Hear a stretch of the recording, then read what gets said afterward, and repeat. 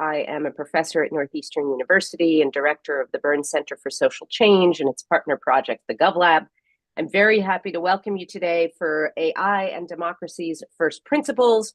Today's event is a continuation in our ongoing lecture series on rebooting democracy in the age of AI, where we talk with innovative thinkers and doers and designers and imagineers who are working to do democracy differently and better in the age of AI. So this is a very intentionally hopeful series where we look at what we can all be doing to deepen and strengthen democracy and improve governance in the age of AI. And you can watch past talks and sign up for upcoming events at rebootingdemocracy.ai, and we'll put that link in the chat so that you can all sign up for future events. We are brought to you here today by the Burns Center for Social Change and the GovLab, as well as our partners in this lecture series, the Institute for Experiential AI at Northeastern University. Okay, without further ado, let us dive in. We are honored and grateful to have here today, and we'll pin them on your screen, Professors Danielle Allen, who is a professor at Harvard and director of the Allen Lab for Democracy Renovation at the Harvard Kennedy School's Ash Center for Democratic Governance and Innovation. Danielle is a well-known democracy advocate, a distinguished columnist, and an author, as well as a mom, she wants us to tell you. And she's the author of several books. I'm going to flog this one here, and we'll put a link in the chat to Justice by Means of Democracy. She has a long bio, which we'll include a link to, but in an effort to have as much time for conversation, I won't read it all to you. She is joined in conversation today by Anthony Grayling, founder and principal of New College of the Humanities at Northeastern University, a professor of philosophy. He is also supernumerary fellow at St. Anne's College, Oxford, and the author of over 30 books. I'll only show you two right here in the screen, and we'll put a few links again in the chat to some of these recent books, as well as some of his essays and other writings and readings. And we'll put a link to those in the chat for you to buy early and often. Okay, welcome, Danielle and Anthony. What I've said to them is that I will get us started with some questions, but we are going to treat this as, if you will, virtual cocktails between them, a conversation between them to which we are happy bystanders. So I'll ask them to talk to one another, and then we will create an opportunity for you to ask questions as well coming up. So please, if you want to ask a question, I believe we want to do it in the chat to enable us to see your questions. Do just write in capital letters question, and we'll moderate those and extract those after the fact, but that will allow you to continue the conversation as we go along. So in order for us to have a hopeful conversation about what to do about improving democracy in the age of AI, we have to start by asking what problems AI could be the solution to. So I wanted to have you each sort of get us started, and remember, we only have an hour, with diagnosing, at least briefly, what you see as being the greatest challenges that we're facing today. What do you see as being the greatest problems of our democracy, and where would you get us started in this conversation? We would all agree that we are definitely have a sense of foreboding and of worry. So what are you most worried about? And maybe, Danielle, let me get started with you, and then we'll pass the baton. Sure. No, thank you so much, Beth. And thanks, everybody, for being here. This is a super interesting series, and I'm glad to be a part of it. And Anthony, I'm looking forward to the conversation. I'm going to start with some pretty broad thoughts about democracy, and then I expect that we'll fold the technology theme in sort of a second beat here.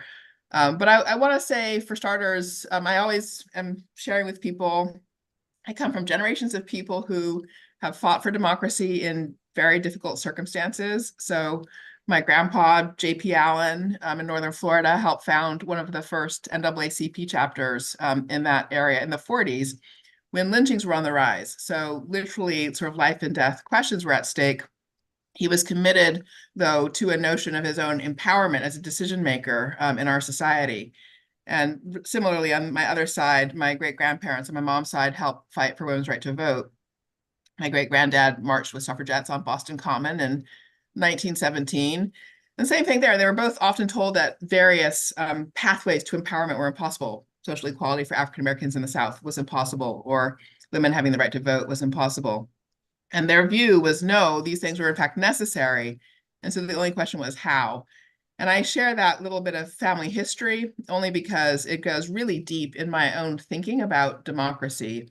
I see democracy as, in effect, the vehicle, the mechanism for providing human beings with empowerment. I see empowerment as necessary to a flourishing life for individuals, for families, for communities. So I start there because I just wanted to name the value of democracy. Why does self-government, in some sense, matter? I think it matters because it permits people to shape the course of their own lives and the lives of the community that they're a part of. So then the question is, what challenges do we face right now with regard to democracy and that value for human beings? For the modern period, democracy has functioned with representation at its core. And so if democracy is going to succeed, it's because something that we call representation succeeds. And that's what I want to say is the thing that's under greatest pressure right now. Whether or not representation as such, the idea that you sort of select people to speak for you, and then there's a decision-making structure that you have some sense of connection to and have some legitimacy, has some legitimacy because of that connection, whether that is sufficiently robust in current conditions. The problem of representation has been where we've developed problems with representation, not only because of technology, also because of the shape of the economy, which means significant wealth capture of our institutions of representation, issues of changing demography, increasing size and scale of our population so that representatives are much more distant from constituents than in earlier periods. So there are a lot of changes to our society, complexification and the like, that really erode representation as a vehicle for delivering that experience of empowerment. I have a lot to say about how technology then really exacerbates some of those fundamental kind of fragilities for representation. But let me stop there because I would love to hear what sort of Antony is thinking about in the biggest picture sense when he thinks about challenges to democracy right now. Well, hello, Danielle and Beth and everybody there. It's great to see you. Well, I'll pick up straight away on two very important things that Danielle has said, and which I hugely agree with.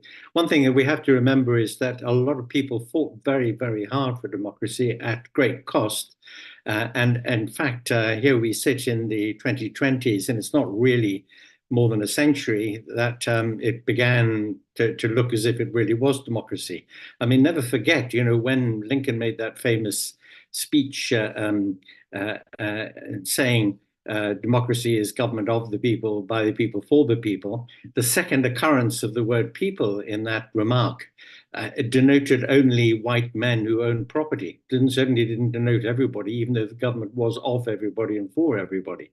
And it was a long, hard battle to get representation for everybody. So that's point number one. This was something hard fought for, and it's something very well worth continuing to fight for.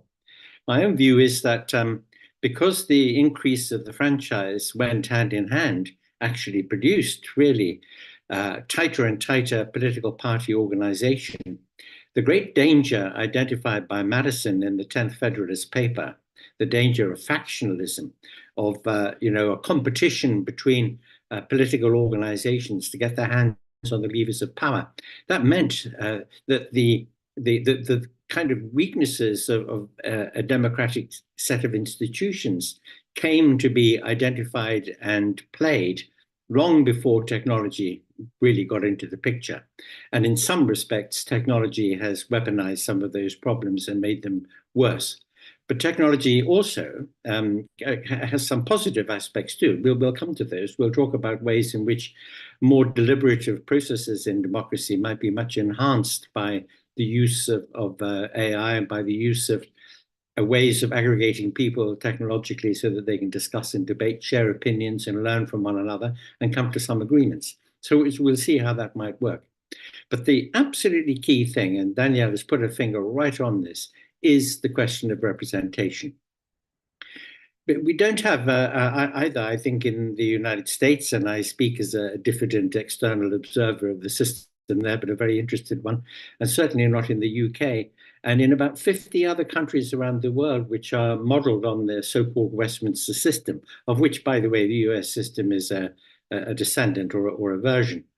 But in a lot of those democracies, the electoral system used is a plurality system, first past the post. This is the way the House of Representatives is elected in the US. It's the way the British Parliament is elected, the House of Commons.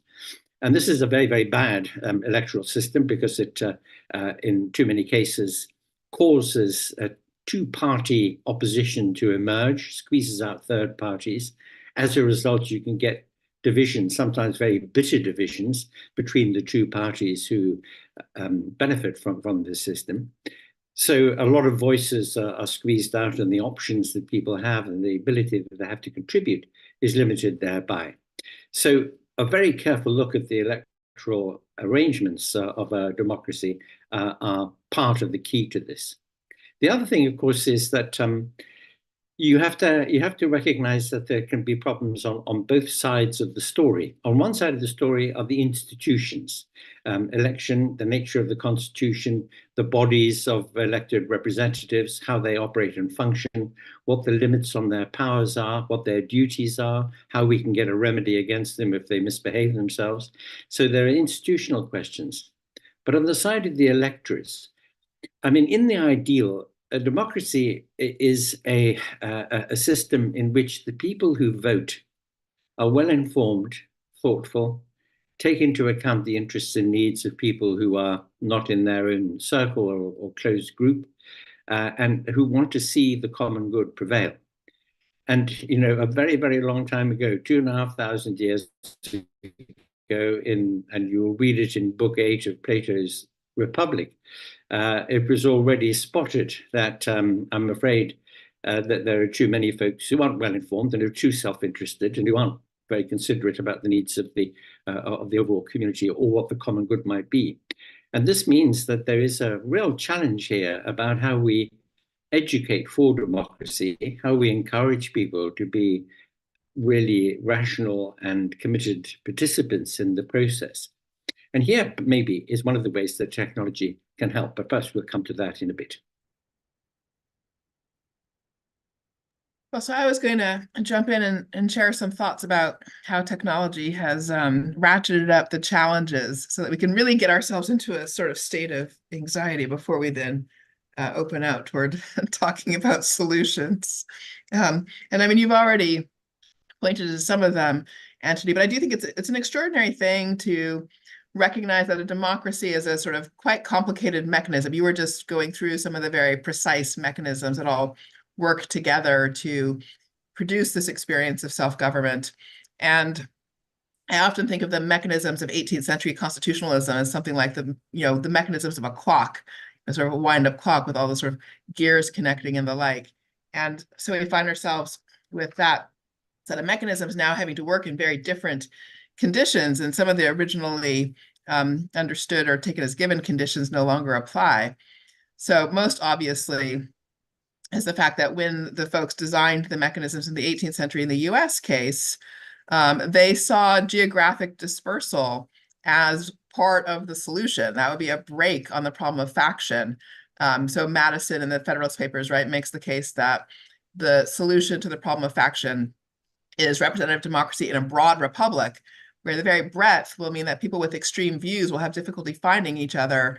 So they'll have to pass their views through a representative to get them into the public sphere. And then that representative will have the job of filtering and mediating and producing, in effect, that healthy information ecosystem that you were just alluding to as necessary for a healthy democracy. So of course, that's been exploded for us. There's no longer any of that sort of mediating structure to ensure that the information ecosystem for decision-making is healthy or filters out sort of extremist positions and the like. So there's a real question of how representation needs to be redesigned in that circumstance. I think we're tackling that right now a lot by thinking about misinformation. the question of how that develops and circulates in the way that undermines confidence in institutions, undermines confidence in decisions, undermines people's ability to form collaborative relationships across lines of difference, and the like. So that's a very significant component of the problem. But also in general, I think we often take for granted some of the sort of rough and ready forms of validity our systems depend on. So if you look really closely at any election system from the 19th or 20th century, you know, there's an awful lot of like spit and band-aids and paper tape holding the thing together. There's an awful lot of like taking it on good faith that the whole thing is valid and every vote's been exactly counted and the like.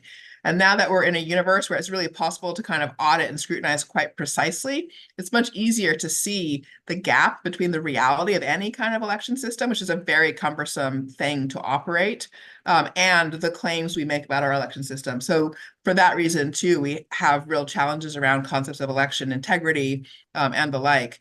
So one can kind of walk through the different sort of institutional pillars of a healthy democracy. And for every single one of them, there is a way in which technological innovation in the present has made the wind-up clock of the 18th century no longer really valid or perfectly functional or viable in current circumstances. So we have a very significant amount of redesign work to do, in my view. Maybe let me Yes, just I ask both agree of with that. you. Oh, by all means, Anthony. Sorry, go ahead. Sorry, Beth. No, I just wanted very much to agree with Danielle there. I mean, one of the upsides of technology is that you could have a very clean, very transparent, very secure voting system by those tech means, and that's very desirable. On the other hand, of course, there's the problem that all our technologies are vulnerable to some degree, vulnerable to hacking, for example, or interference. And the really serious downsides of particularly of AI that are live and may very well be being implemented even as we speak in this hugely important year of elections, massively important in the US, but there are elections all around the world which are very significant this year. I've never known a year with so many elections where big things might happen. For example, deep fakes, interference in and editing of political messaging that has been sent up by one party, so a bad actor might be able to hack into it and put in a few words like not or cross them out. There are all sorts of ways in which these kinds of interventions might happen. And if you consider the situation in the US, again, even as we speak now, there has been some pressure to try to introduce some sort of legislation in Congress that would, manage the use of AI in the electoral process, in the campaigning process. And although there is some consensus in the Senate about it, it hasn't generated yet an ability to deal with it properly. Of course, there are a huge number of problems that have to be dealt with right across the board with AI use. But in an election year of this importance, even just focusing down on that is something which would seem to be an urgency. So, there are upsides and there are downsides, seriously. But when we think about how we're to deal with them, at least two things need to be addressed. One is, what is it about our democratic processes and our institutions and practices that we wanted to try to enhance by the use of AI? Again, I advert to that point about how you can really make very good use of it indeed to get deliberative processes working among voters. And that would be hugely significant if you could roll that out in a very large scale way. And the other thing is to make sure that when AI is used in the electoral processes, that should be transparent and it should be governed. I mean, I've always thought that with respect to AI about anything, including ChatGPT and, any use of AI, that AI systems should come watermarked so that everybody can see that AI is involved, what it's done, and where it comes from. Now, that would be a real desideratum for me. And in the case of our democratic practices, at any rate, it would seem to me to be crucial. Before we go down the rabbit hole of some of the policy prescriptions here, I wanted to just challenge for a moment the proposition you've given us that the goal here, if we are seeking to empower people, is to strengthen and improve our representative systems.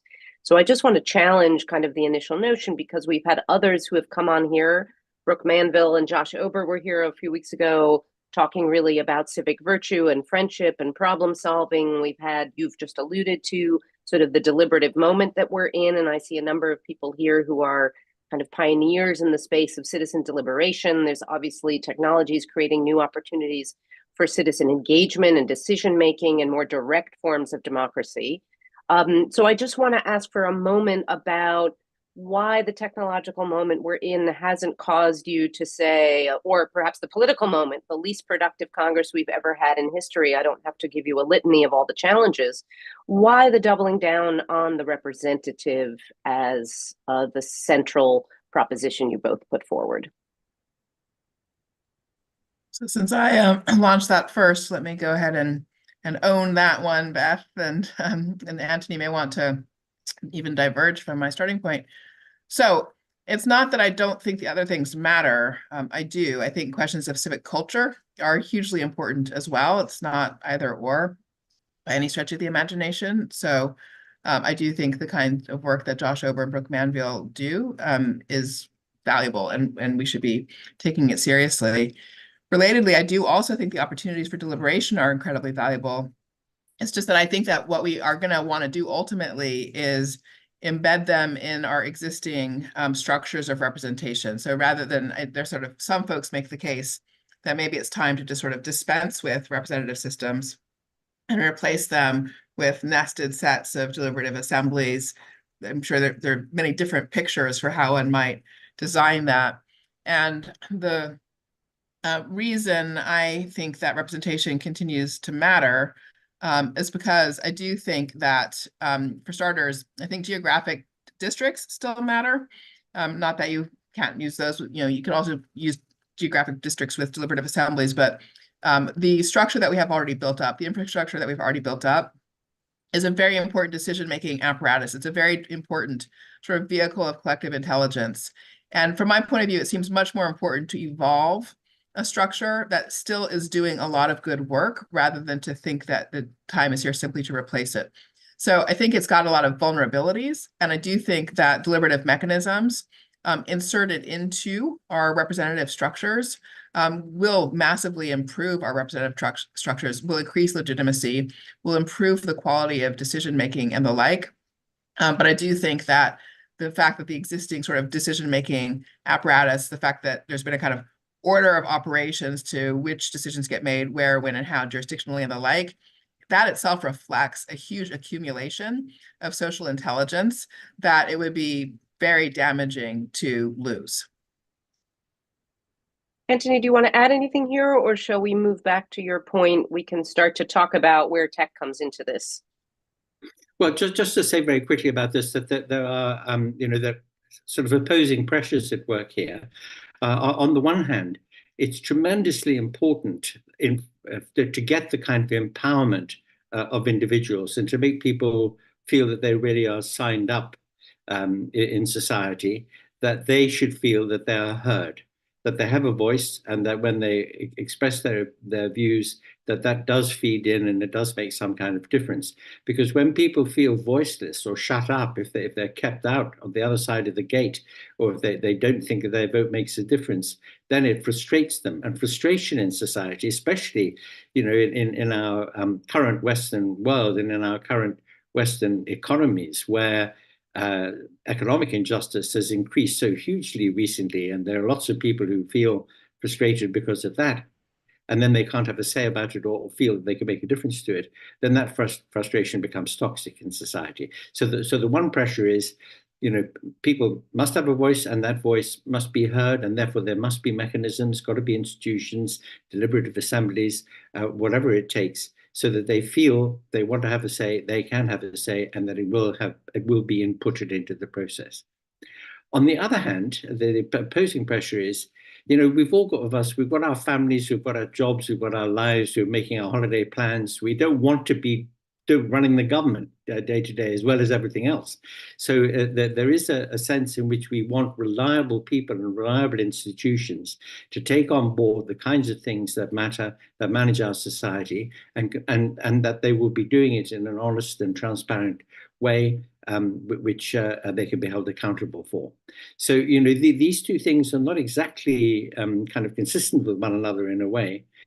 And one thing that would almost inevitably happen in practical terms is that it will be those who are anyway activists who will put themselves forward and who will be another layer of representation. It seems to me that this key matter of representation is one which should definitely include in it the qualification of the people who put themselves forward as representatives, and the fact that there is an extremely clear understanding about what their duties are and what the limits of their powers are, and that there are ways in which we, the people, can recall those who don't really come up to scratch. And indeed, that very idea is lodged in the idea of democracy, because our democracies are intended to be representative democracies. That is, the people who go to the legislature are not merely delegates carrying a message.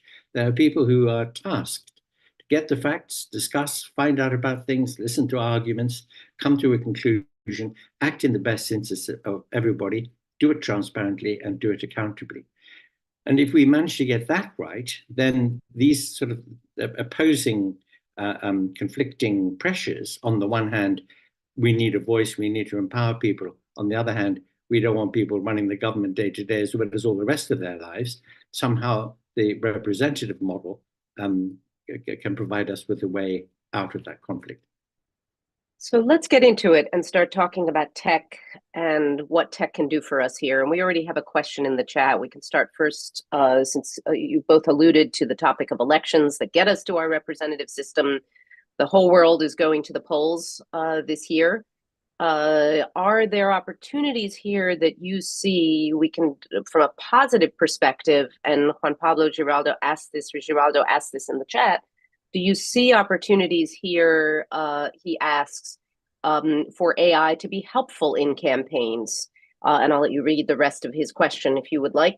But do you see opportunities here for technology to actually be useful in strengthening, improving the practice of our elections? And in what ways? Or are you more worried about the